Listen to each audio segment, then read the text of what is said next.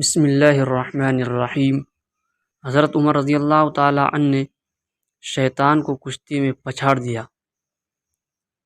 حضرت ابو وائل رضی اللہ تعالی عنہ نے بیان کیا ہے کہ حضرت عبداللہ رضی اللہ تعالی عنہ نے کہا کہ شیطان اصحاب نبی صلی اللہ علیہ وسلم میں سے کسی ایک آدمی کو ملا اور ان سے کشتی کی۔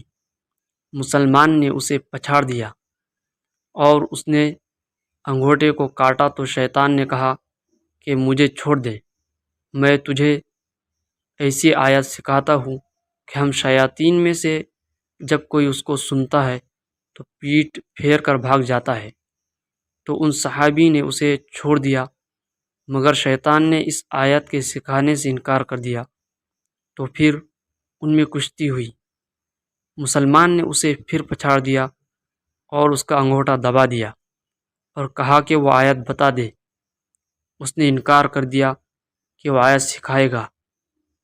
تیسری مرتبہ ان میں پھر کشتی ہوئی تو شیطان نے کہا کہ وہ آیت سورہ بقرہ میں ہے، یعنی وہ آیت آیت الکرسی ہے۔ حضرت عبداللہ رضی اللہ تعالی عنہ سے پوچھا گیا کہ اے ابو عبد الرحمن، یہ کس صحابی کا تذکرہ ہے کہ اس نے شیطان کو پچھاڑ دیا؟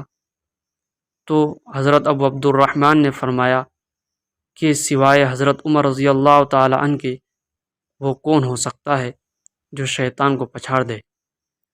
اسی طرح کے اسلامی واقعات اور اسلامی تعلیمات کو سننے کے لیے ہمارے چینل کو سبسکرائب کریں۔ جزاک اللہ خیر۔